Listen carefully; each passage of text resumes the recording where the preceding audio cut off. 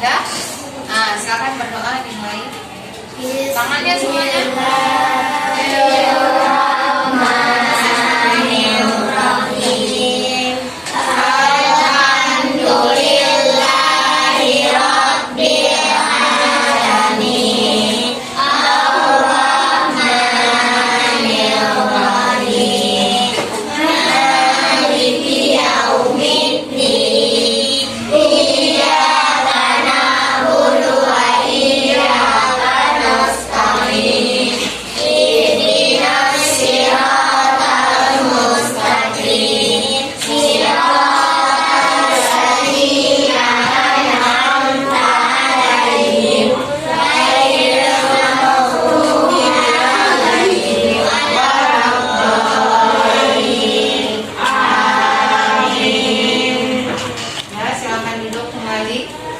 Terima kasih untuk anak ibu yang telah memimpin doa dan membacakan doa.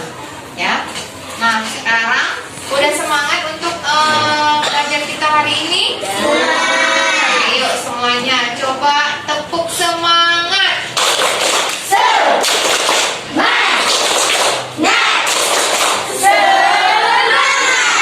Tepuk tangan. Nah, jadi udah semangat untuk belajar hari ini. Nah, sebelum belajar nantinya, sekarang ibu mau membuat kesepakatan kelas. Membuat apa? Kesepakatan kelas. Nah, kesepakatan kelas ini kita untuk kelas kita, kelas 5B. Nah, jadi sekarang ibu mau bertanya, kelas yang seperti apa yang ingin kalian impikan? Yang ingin kalian mau kelas kita ini seperti apa? Kita akan sepakat hari ini. Ayo, ada yang? Ayo jawab apa? Disiplin. Tanggung jawab. Kamu apa sayang? Bekerja sama. Kamu apa? Kelas yang? Apa nak? Disiplin. Ayo, Neila. Semangat belajar. Amar apa? Ayo, kelas yang seperti apa yang ingin kita impikan? Berbicara sopan. Berbicara yang sopan. Ya, pintar sekali. Tepuk tangan. Nah, sekarang ibu akan membagikan kertas untuk kalian. Ya, sudah ada? Udah. Nah, sekarang ibu akan menuliskan di depan kesepakatan kelas kita, ya. Nanti kita akan sepakat bersama-sama kesepakatan kelas yang seperti apa yang ingin kalian bangunkan di kelas kita, yang ingin kalian impikan di kelas kita ini, ya. Nah, dan nanti kesepakatan kelas ini akan kita laksanakan dan harus kita kerjakan. Tidak ada yang melanggar. Siapa saja yang melaksanakan kesepakatan ini? Tentunya semua yang ada di kelas 5B, anak-anak ibu semua, dan termasuk juga dengan ibu di sini. Ya, udah. Sekarang kesepakatan kelas ini kalian akan menempel skala kertasnya, ya. Coba sekarang kamu sayang, kesepakatan yang seperti apa yang ingin kamu tulis. Kerja sama, saling membantu dan Iya, bekerja sama dan saling membantu, terus bergotong royong. Iya, bagus sekali. Tepuk tangan untuk jasa. Silakan duduk. Coba kamu sayang maju. Tempelkan lagi. Coba dibaca. Di sini aja boleh sayang. Ya. Coba dibaca. Iya, berbicara yang sopan. Iya, tepuk tangan. Ayo, siapa lagi? Sri, coba bangun. Sri, tempelkan. Kesepakatan apa? Di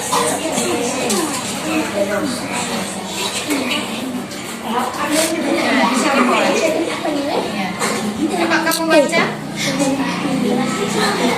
disiplin waktu. Tepuk tangan tuh Sri. Ayo, siapa lagi?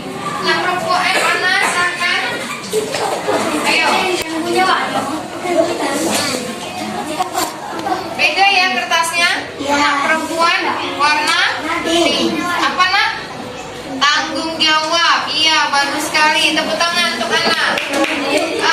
Lanjutkan lagi. Ayo sayang. Maju lagi, dua yang di belakang maju. Iya, apa maju sayang. Yang dua-duanya maju di belakang. Ayo. Yang anak perempuan warna pink ya. Nah, tempelkan di sini, memanjang lagi.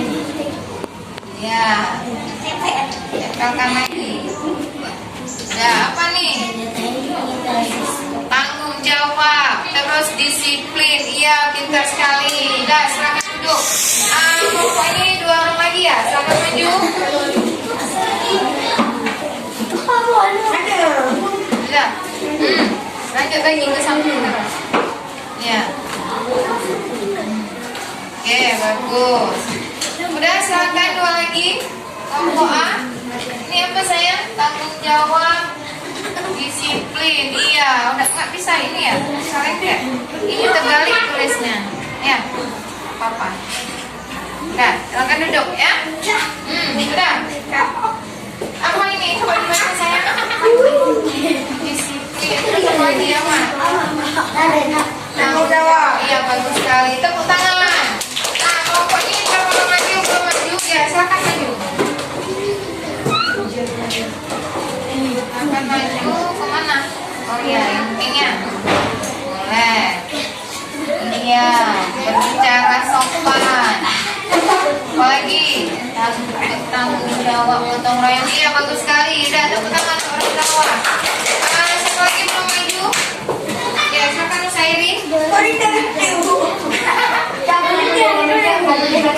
Dah.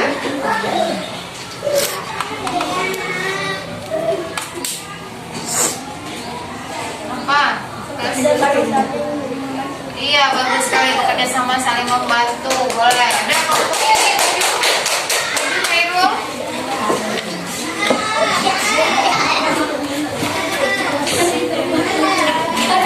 Ya.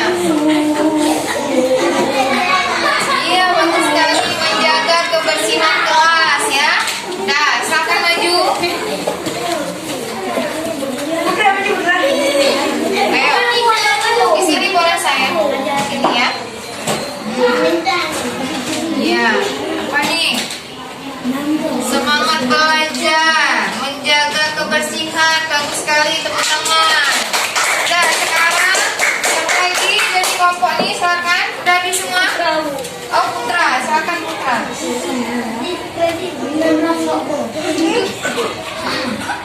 Iya, apa Putra? Semangat belajar, menjaga kebersihan kelas. Iya, bagus sekali. Nah, kita tepuk tangan dulu untuk kita semua. Ayo, siapa?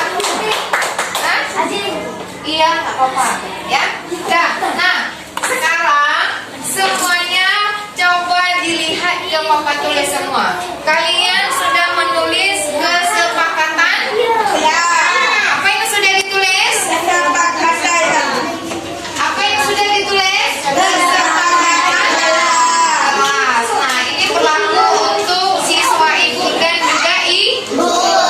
Nah, sekarang kita tulis kembali ya kesepakatan kelasnya.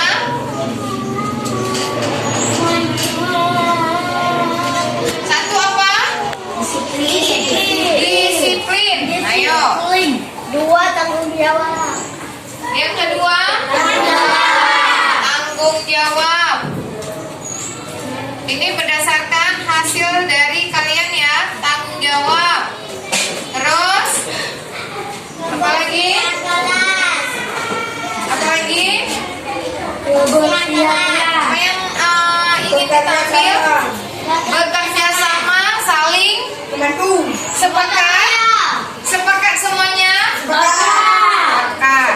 Bekerja sama, Saling membantu. saling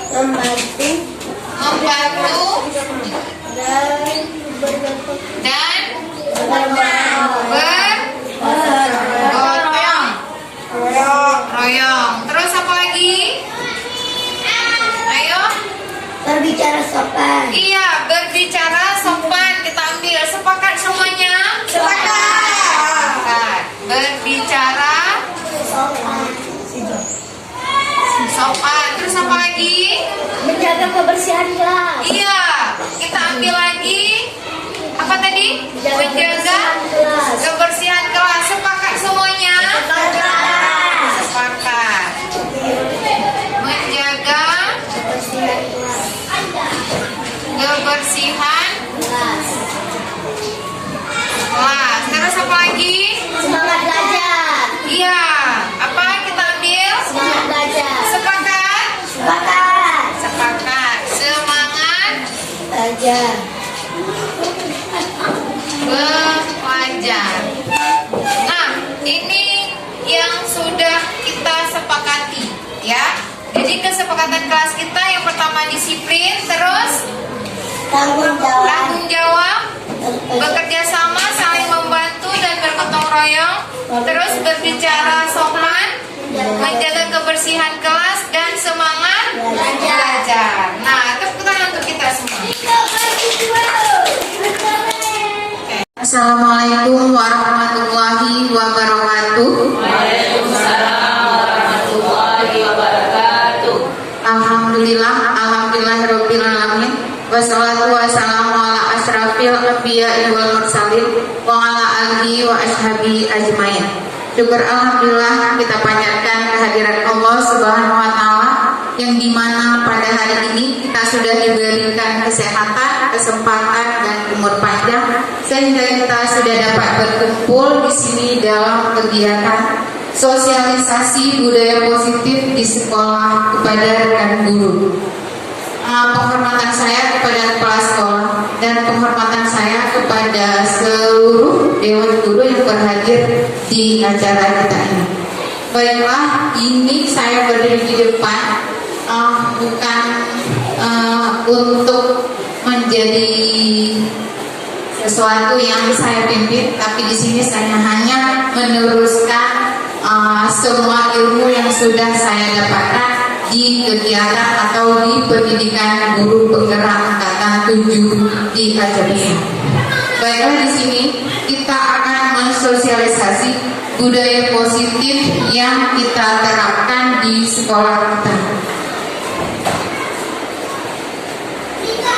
Nah, di sini nantinya tujuannya kita akan mengetahui apa itu budaya positif yang harus kita terapkan di sekolah, dan nanti itu kita akan memberikan contoh penerapan budaya positif yang ada di sekolah kita. Nah, sebelumnya kita harus mengetahui dulu apa itu budaya positif. Nah, di sini budaya positif di sekolah yaitu nilai-nilai dan kebiasaan di sekolah yang berpihak pada peserta didik agar mereka dapat berkembang menjadi pribadi yang kritis, penuh hormat dan tanggung jawab. Jadi budaya seperti yang kita tahu adalah tradisi budaya. Nah, kalau budaya positif berarti tradisi yang baik, yaitu nilai-nilai yang baik yang harus kita terapkan kepada anak didik kita. Nah, mungkin seperti itu. Nah, sekarang perubahan paradigma. Di sini ada filosofi pendidikan Ki Hajar Dewantara. Yang ini merupakan ilmu yang banyak sekali yang kami peroleh dari pendidikan di GP ini, yaitu tentang filosofi pendidikan Ki Hajar. Yaitu di sini bukan tabula rasa, semua anak terlahir dengan bakatnya masing-masing dan itu unik, yaitu berbudi pekerti. Dan sekarang adalah tugas kita guru adalah menuntut bagaimana anak-anak kita ini yang mempunyai bakat kita latih supaya dia bisa berkembang lebih baik untuk kedepannya. Dan di sini tugas kita guru adalah seperti ibarat petani, anak ibarat biji jagung. Jadi apapun ketika kita ajarkan kepada anak kita, jadi nantinya akan tumbuh dengan baik. Nah, seperti tanaman pagi ketika kita menanamnya, terus kita memberikan pupuk, menjaga, sehingga nanti apa yang dihasilkan akan lebih baik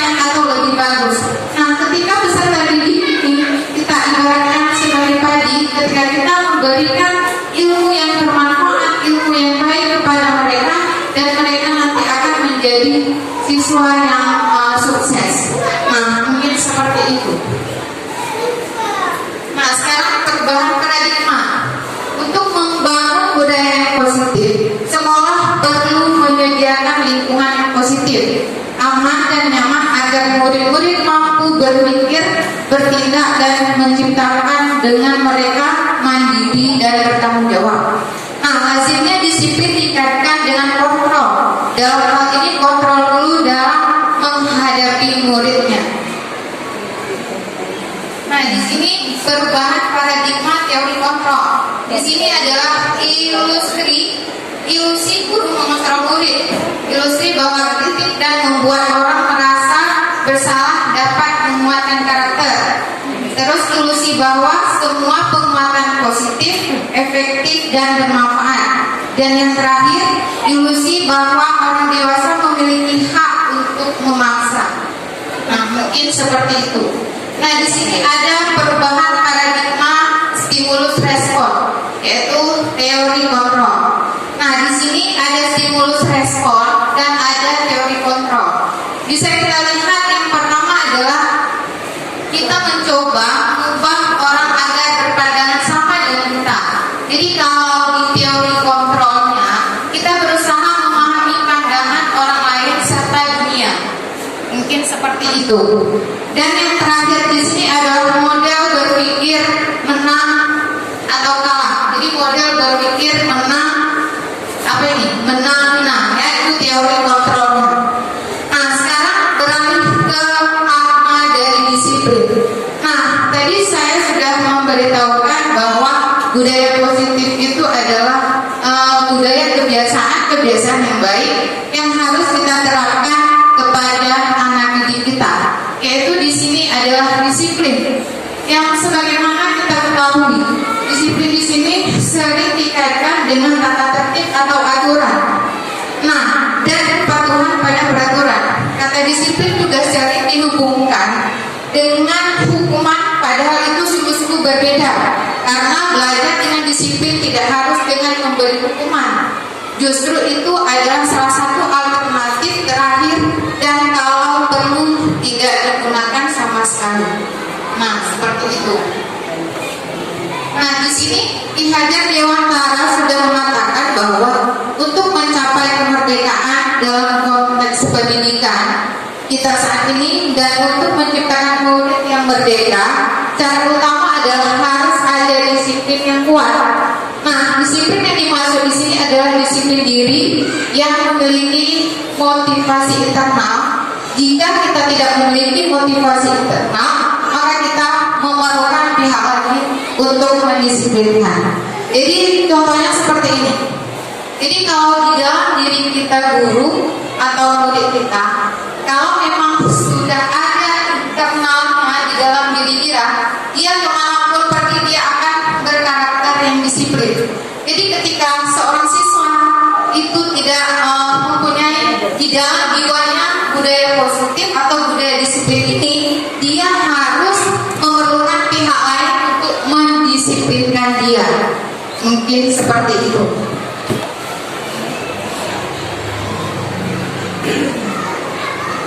Nah, di sini ada teori motivasi perilaku manusia, yaitu di sini ada motivasi internal, eksternal, ada motivasi eksternal dan motivasi internal. Jadi tujuan dari motivasi internal ini adalah tujuan disiplin positif, yaitu di sini untuk menghargai diri sendiri, menjadi insan sesuai harapan kita. Nah, mungkin seperti itu. Nah, sekarang kita berlanjut ke budaya positif.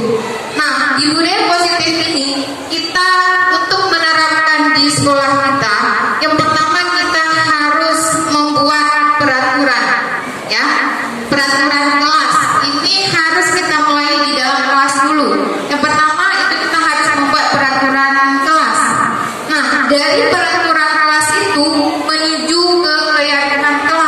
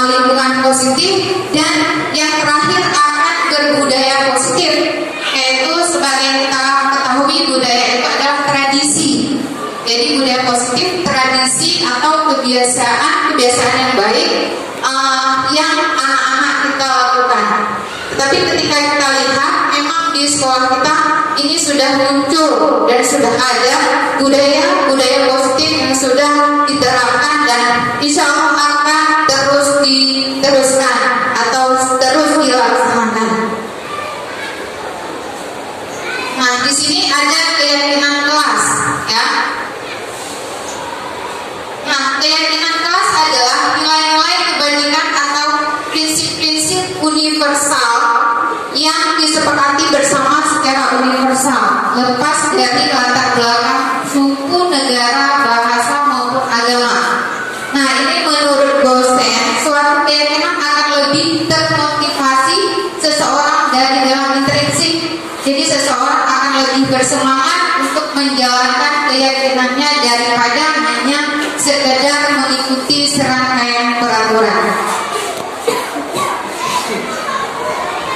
Nah, di sini baru kita membuat pembentukan keyakinan kelas. Yang tadi sudah saya informasikan bahwa jadi saya memohon jadi setiap kelas nanti akan membuat keyakinan kelas. Itu turun keyakinan kelas dari peraturan sekolah.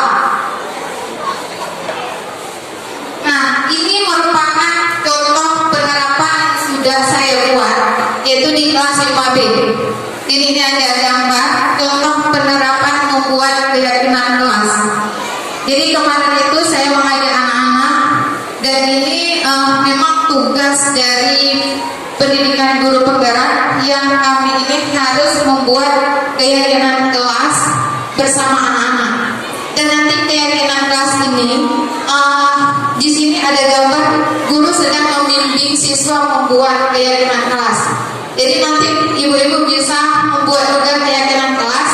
Kita tanyakan kesepakatan bersama keyakinan kelas apa yang akan kita buat di kelas kita. Jadi itu bisa menggunakan kertas tempel. Kita menyuruhkan anak-anak kita menulis. Misalnya kita berikan contoh dulu. Keyakinan kelas misalnya tentang disiplin, tentang tanggung jawab. Nah, seperti itu. Ini contohnya.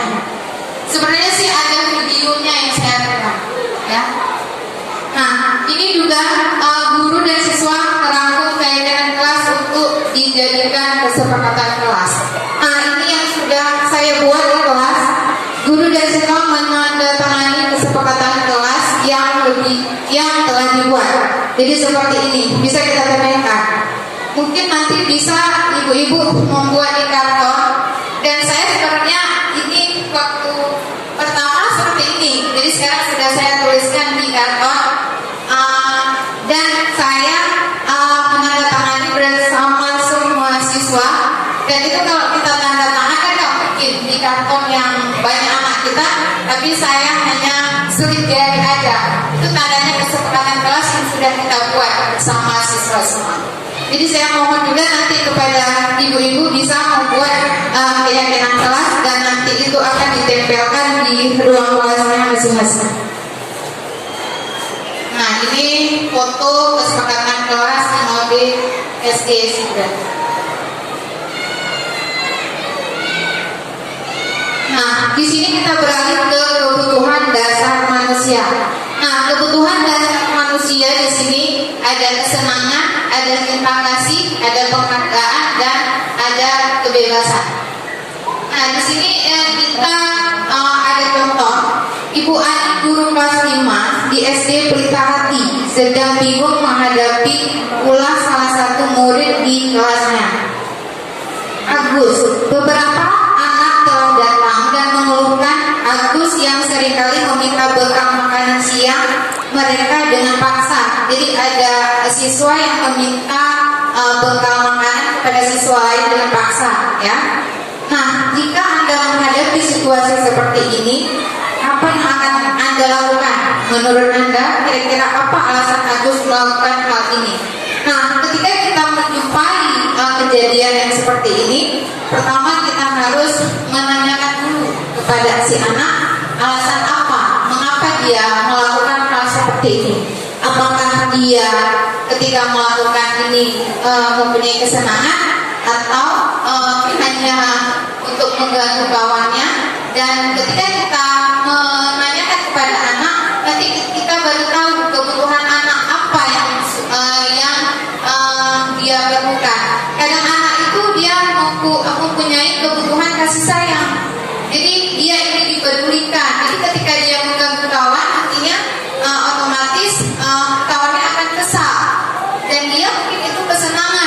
dia untuk mengganggu kawan.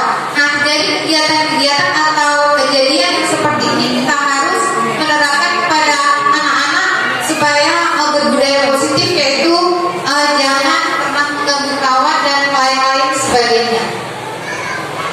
Nah, di sini baru masuk ke restitusi. Nah, restitusi adalah proses menciptakan kondisi bagi murid untuk memperbaiki kesalahan mereka. Jadi yang seperti kisah barusan. Nah, sehingga mereka bisa kembali pada kelompok mereka dengan karakter yang lebih kuat. Nah, di sini ada segitiga restitusi ini. Nah, dari segitiga restitusi ini kita menggunakan segitiga ini ketika kita menghadapi masalah. Contohnya masalah dengan anak kita. Nah, yang pertama adalah cara kita menghadapinya dengan kita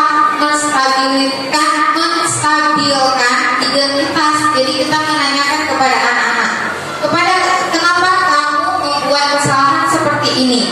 Nah, setelah itu baru berlanjut ke validasi tindakan yang salah. Jadi kita memberikan penjelasan ke anak-anak ketika dia berbuat salah, apa yang harus dia lakukan, konsekuensi apa yang sudah dia langgar dari keyakinan kelas. Itu bisa merujuk lagi, kita lihat lagi ke keyakinan kelas tadi. Dan di sini adalah yang terakhir adalah menanyakan keyakinan kelas apa yang sedang dia langgar. Mungkin itu. Nah, dari di sini nilai-nilai apa yang kita sepakati yang sudah kita buat dari keyakinan kelas tadi. Nah, ini adalah dokumentasi penerapan segitiga restitusi. Jadi penggunaan dari segitiga tadi itu kita ketika mempunyai masalah, ketika anak-anak berbuat salah, kita harus menggunakan segitiga restitusi ini. Jadi jangan kita langsung memvonis dia, misalnya anak ini telat, ya. Jadi telatnya kenapa? Kita minta kejelasan dari dia dulu, kenapa. Nah, ini ada 2 kasus yang sudah saya buat itu di kelas 5B, dan ini merupakan tugas dari TGP juga. Dan ini kemarin harus dibuat skenario memang sih sebenarnya tidak salah, tetapi diperintahkan untuk membuat 2 kasus. Sebenarnya ini tidak ada seperti ini. Nah, kasus ini kasus 1 yang melanggar peraturan sekolah, yaitu terlambat sampai di sekolah.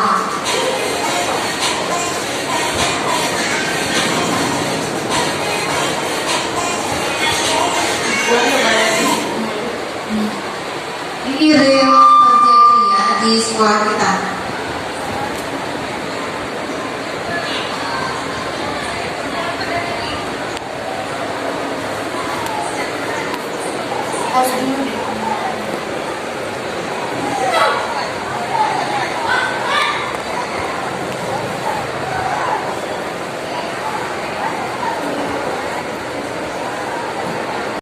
Demikian yang bisa saya sampaikan pada hari ini tentang budaya positif di sekolah kita.